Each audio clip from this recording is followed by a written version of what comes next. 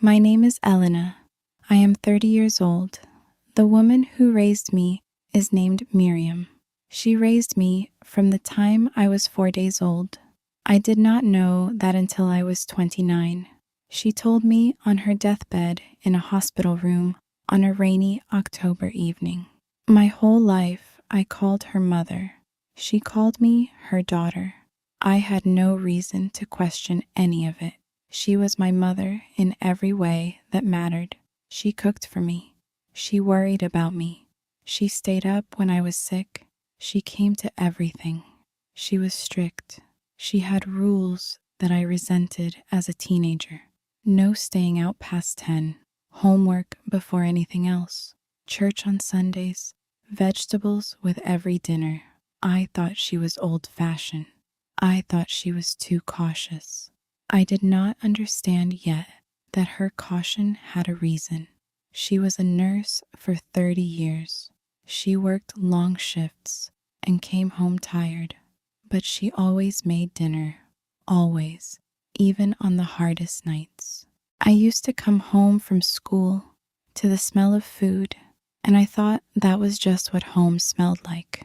Now I know it was her choosing me every single day. When I was young, I sometimes asked about my father. She would get very quiet. She would say he was gone before you were born, and he was not someone worth knowing. I learned not to ask again. Her silence on that subject was complete.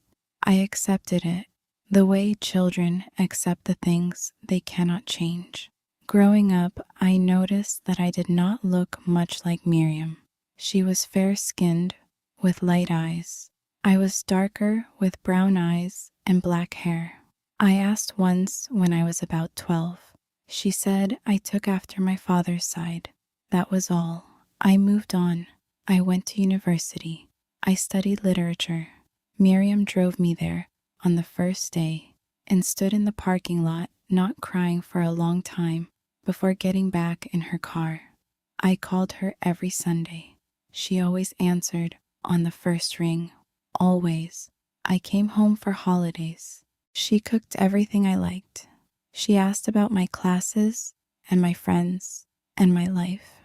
She asked careful questions, the kind that show real interest, not just filling silence, but wanting to know.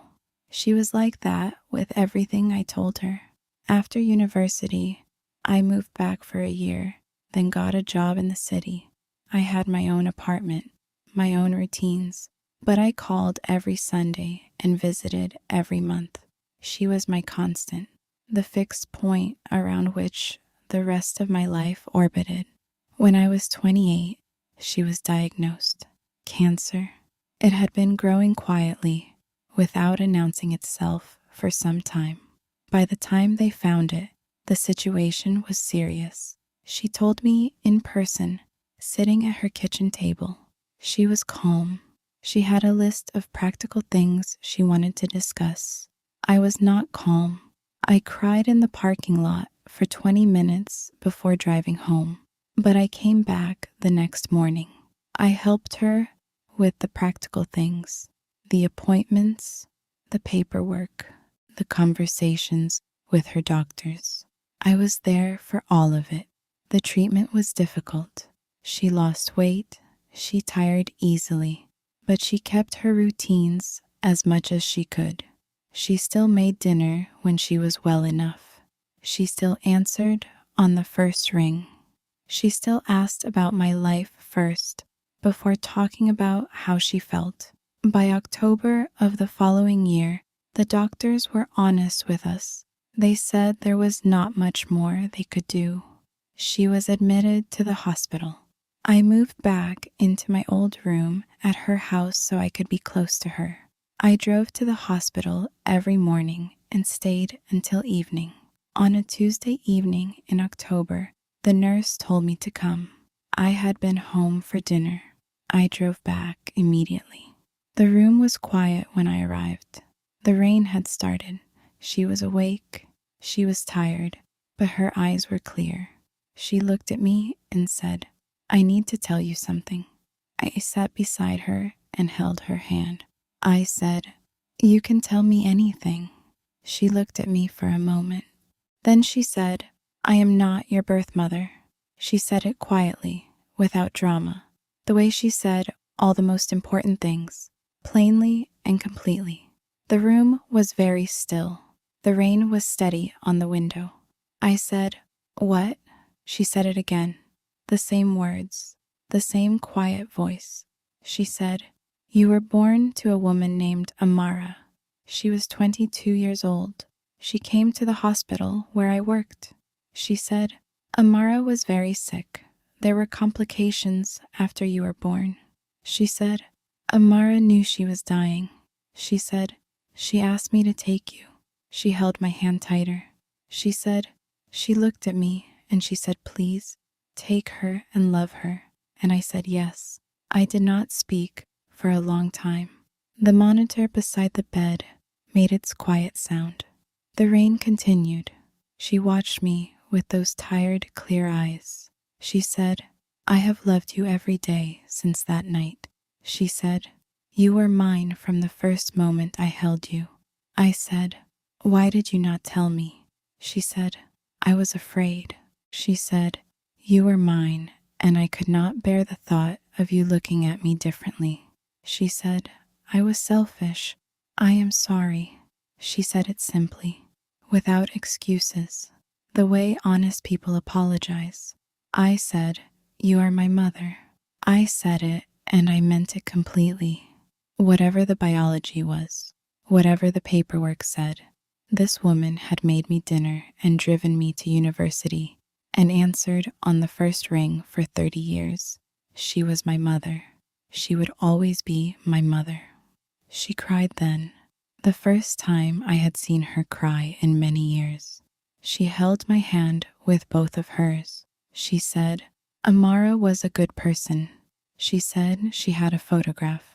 She said she had kept it all these years. She said she wanted me to have it. In her beside drawer, there was an envelope. Inside was a photograph. It was a young woman in a hospital bed. She was holding a baby. She was dark-skinned, with black hair and dark brown eyes. She was looking at the baby with an expression I recognized. It was the same expression Miriam had when she looked at me. I held the photograph for a long time. The woman in the photograph was very beautiful. She looked like she knew she was saying goodbye. She looked like she was pouring everything she had into that look.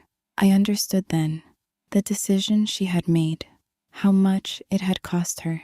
Miriam fell asleep, holding my hand. I sat beside her through the night.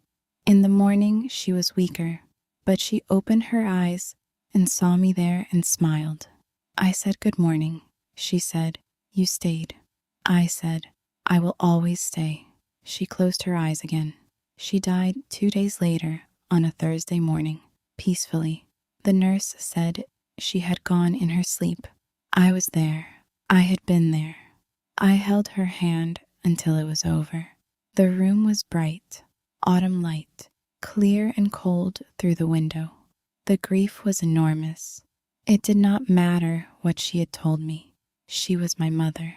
The grief was all the years of dinners and Sunday calls and parking lots and kitchen tables and every moment she had chosen me. I grieved all of that. After the funeral, I started to think about Amara, carefully, gently. I had the photograph. I had the name. I had the hospital where she had died. I did not know if I wanted to find out more. I sat with that question for several weeks. Then I decided I wanted to understand, not to replace Miriam, not to find a different mother, but to understand where I had come from, to honor the woman who had made the hardest choice a mother can make because she wanted me to have a good life. I hired someone to help me search. It took 3 months. Amara had a sister who was still living. Her name was Dora. She was 58 years old and lived 2 hours away. She had been looking for me for 20 years. She had known about me. She had never stopped looking. We met in a coffee shop. She walked in, and I recognized her face immediately. The same bone structure, the same eyes, the same way of holding her hands. She sat across from me, and we looked at each other for a long, quiet moment. She said, "You look just like her." I said, "I would like to know about her." She said, "I would like to tell you everything." We talked for 4 hours. Then we walked. Then we found a restaurant and talked through dinner. She told me about Amara, about her life and her laugh and her plans and the illness that took her so young. Dora has become someone important to me. Not a mother. Miriam was my mother. But a connection, a piece of the picture I had not had before. She has photographs of Amara from before I was born. She has letters Amara wrote. She gave me copies. I keep them in the same envelope as the photograph from the hospital. I visit Miriam's grave every month. I bring flowers. I talk to her. I tell her about Dora and the photographs and what I have learned. I tell her it did not change anything. I tell her she was and always will be my mother. And I visit the place where Amara is buried. I bring flowers there too. I do not talk as much. I am still learning what to say, but I stand there and I let her know that I turned out well, that someone loved me, that her choice meant something. 2 women loved me into existence. One gave me life and let me go so that life would be protected. One took me and gave me everything she had for 30 years. I carry both of them. I will carry them always. That is not a burden.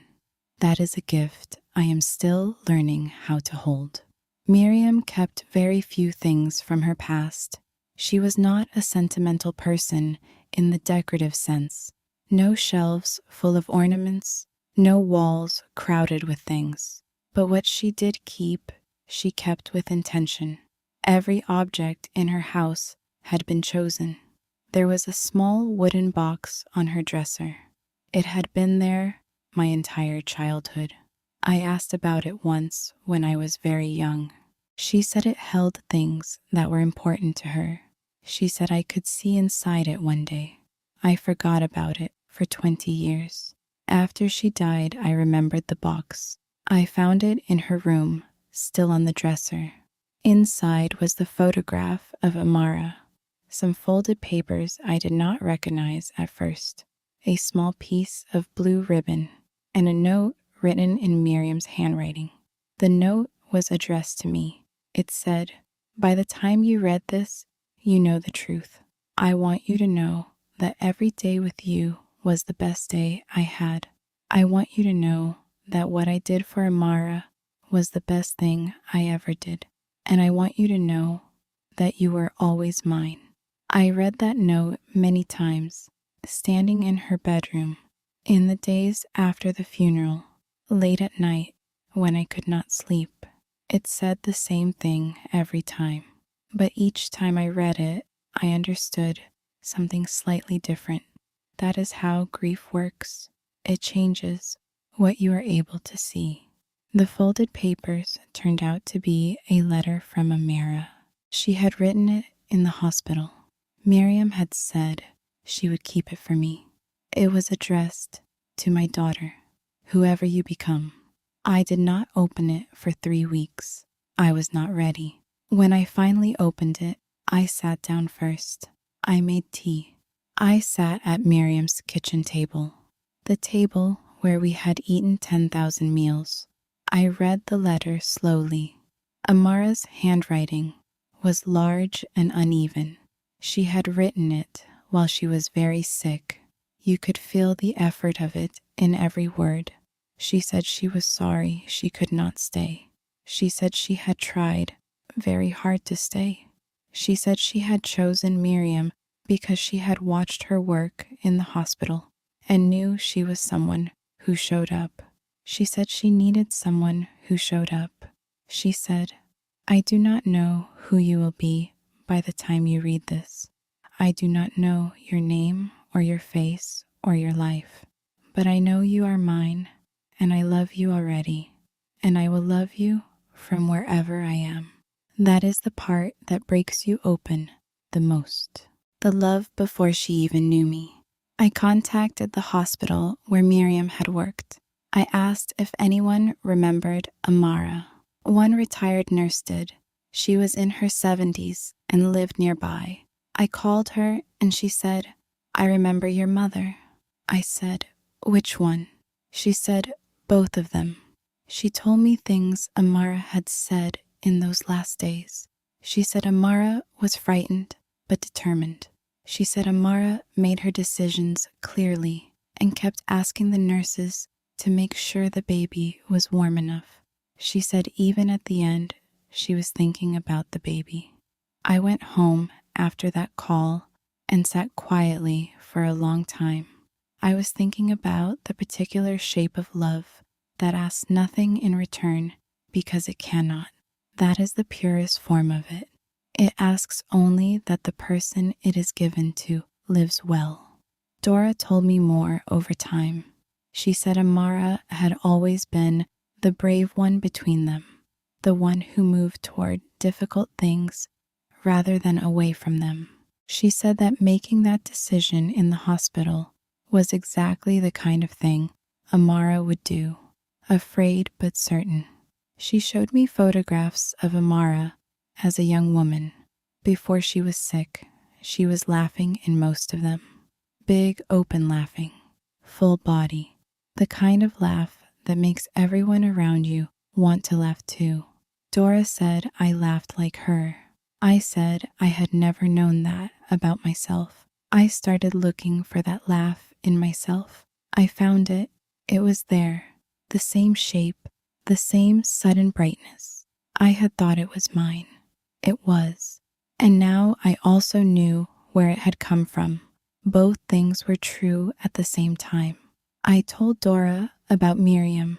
I wanted her to know the full picture. I told her about the Sunday calls answered on the first ring, the dinners that were always there, the parking lot where she stood, not crying. Dora listened carefully. At the end she said, "Amara chose well." Those 3 words meant a great deal to me. I had wondered sometimes if Amara had doubted the decision, if she had spent her remaining time wondering. Dora said she had not doubted. She had seen Miriam's face when she held me. She had known. My therapist says that what I am doing with all of this is integration, bringing different parts of a story together into something that holds. She says the goal is not to rank the 2 women or decide which one mattered more. The goal is to carry both fully. That is what I am trying to do. I have a small shelf in my apartment now. It did not used to be there. On it, I have placed a photograph of Miriam from the year before she died. She is laughing. She is at a family picnic.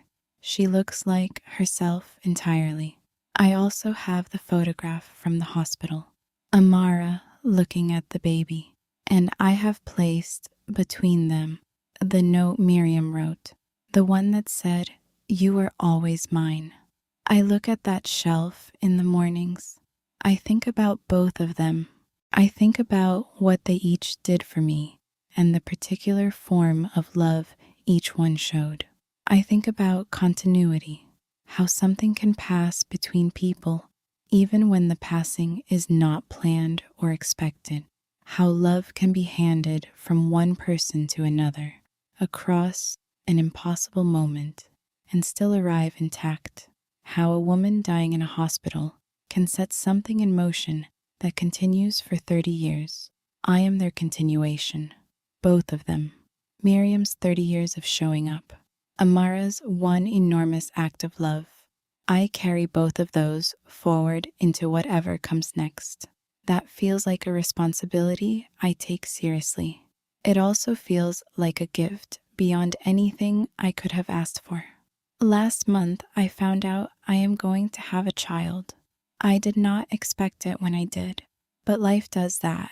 It brings things in its own timing, regardless of your plans.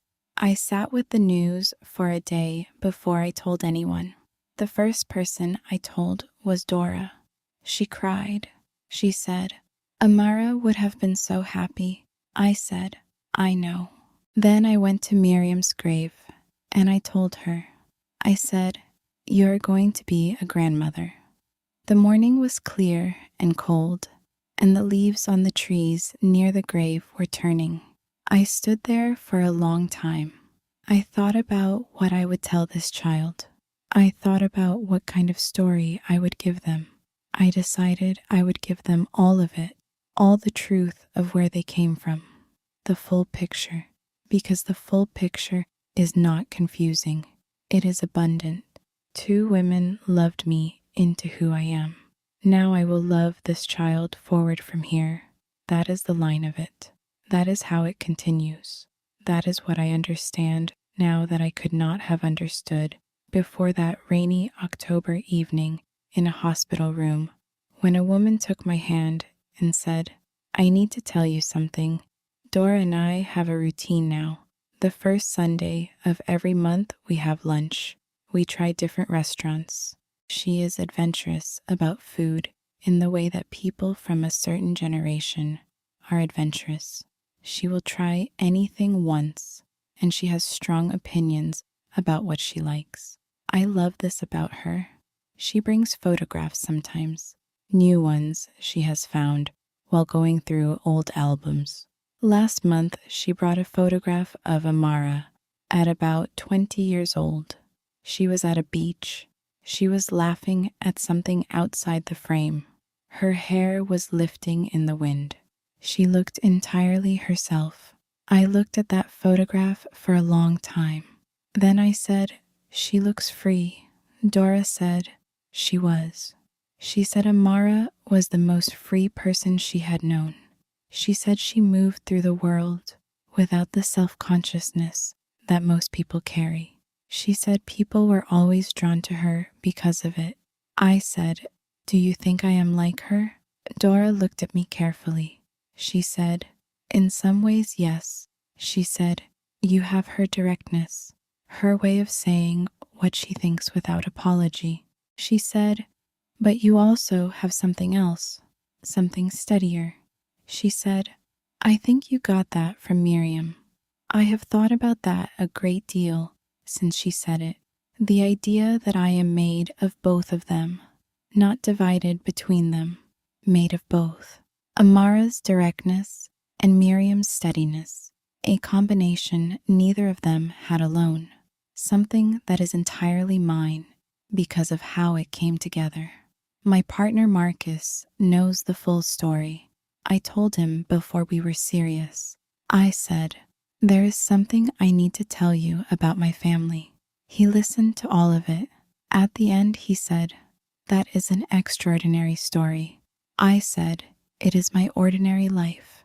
He said, "Those are not mutually exclusive." He has met Dora. They liked each other immediately. Dora said afterward that he was a good listener. High praise from her. She said Amara always said, "Find a man who listens well." She said most people underestimate how rare that actually is. I said I knew exactly how rare it was. The pregnancy has made me think about Amara more. The particular kind of thinking that happens in the middle of the night when you cannot sleep and you are aware of your body in a new way. I think about what she felt in those last days, the love directed forward into a future she would not see. I have started writing things down, letters to the baby, not instructional letters, just records of what I am thinking and feeling and noticing. The way the light looks in the morning, the sound of the city, what I am hoping. I want them to have a record of who I was before I was their parent, who I am in this moment. Miriam kept very few records of herself. I have only her letters and her note and her photograph from the picnic. I want more for my child. I want them to be able to read my voice when I am not there. I want them to know who I was becoming when they arrived. I have decided to tell them everything from the beginning, not when they are old enough to understand in the full sense. From the beginning, in small pieces that grow as they grow. I want the story of how they came to be part of how they understand themselves from the earliest possible age. I want them to know about Amara, about the beach photograph, and the laugh and the directness. I want them to know about Miriam, about the first ring calls, and the dinners, and the parking lot, and the box on the dresser. I want them to know they are loved by more women than the ones they can see. Dora cried when I told her I was pregnant. She sat across from me at our Sunday lunch and cried very quietly. She said, Amara would have been so happy. She said it twice. I said, I know. I said, I am going to tell my child about her. Dora said, please. She said, please tell them. She laughed like that, like in the beach photograph. I will. I will tell them she laughed like that, and that she was brave, and that she made the hardest possible decision and made it with love, and that somewhere between that decision and this moment, an entire life happened. A life full of dinners and phone calls and parking lots and boxes on dressers. And now more life is coming. Coming from me, coming from Amara and Miriam and everyone who came before. That is what a life is when you look at it properly. Not one person's story, a long chain of people choosing each other forward through time. I am in that chain. My child will be too. I visit both graves now. Miriam's first, then Amara's. I talk to both of them. I tell them what is happening. I tell them the same things in different words because they are different people who would want to know different details. Miriam would want to know practical things. Amara, I think, would want to know how I feel. I tell Amara, I feel ready. I feel more ready than I expected. I feel like the things both of you gave me are going to be useful in ways I do not yet fully know. I feel grateful in a way that does not have a proper word. I tell her, I think you chose well. I tell her, thank you. The morning light comes through my window in a particular way on autumn days, clear and slightly gold. It comes across the shelf where the photographs and the notes sit. I notice it every time. I do not know if that is meaningful or if it is just light, but I notice it, and I think of them, both of them, every morning in the light, every Sunday with Dora, every time I laugh that big open laugh, and someone looks up, surprised and delighted by it. That is them. That is all of us continuing. That is the whole beautiful chain of it going forward. There is a particular quality of light on the morning after rain, clear and washed, everything more itself than usual. Surfaces show their actual color without the dust that accumulates in ordinary days. I notice this on my walks now. I notice all kinds of things I did not notice before Miriam told me the truth. Grief does that. It makes you more present, more attentive to the texture of things. I think it is because grief reminds you that everything is temporary, and the temporary things deserve your full attention while they are here. The morning light, the first Sunday lunch with Dora, the sound of a voice you love answering on the first ring. She answered on the first ring for 30 years. That will not stop meaning something. Long after everything else has settled and become ordinary memory, that fact will still arrive, sometimes, and sit with me. The woman who always answered, who made dinner, who stood in the parking lot not crying. That is love in its most practical and total form. I learned what love looks like by watching her do it. And now I am going to do it. I am going to show up and answer and make dinner and stand in whatever parking lots the future requires. I am going to do it the way she did, completely and without making a thing of it, because it is the right thing, because it is what was done for me, because I am her continuation, and I will make her proud. That is the simplest version of the rest of my life.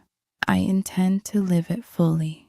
I asked Dora once what she thought Amara would make of all of this. She thought for a long time. She said she would make everything of it. She said that was how Amara was. She found the meaning in things. She said she would be so proud of you. She said she would want to sit here at this table and hear every detail. She said she would probably cry and then laugh and then ask you to tell it all again from the beginning. I think about that version. Amara at this table, hearing the story, the laugh from the beach photograph arriving in this room. I cannot know what she would have been like, but I can know what Doris says she was like. Direct and warm and present. A person who moved toward things rather than away from them. I think we would have understood each other. I think we would have been good together in this life. But I also think that what happened was right, that Miriam was the right choice, that 30 years of dinners and phone calls and parking lots was what I needed to become who I am, that maybe Amara knew something in that hospital room that I only understand now, that she looked at Miriam and saw not just someone who would show up, but someone who would show up in exactly the right way for exactly this person who was about to enter the world. She chose right. She always chose right. My child arrived in February, a girl. She was born early on a Thursday morning when the light was just starting. She was born fast and completely herself.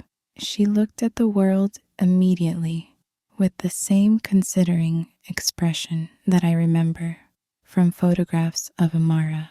She had Miriam is the shape of her brow. She had something that was purely her own in everything else. I held her for a long time after. The room was warm. Marcus was beside me.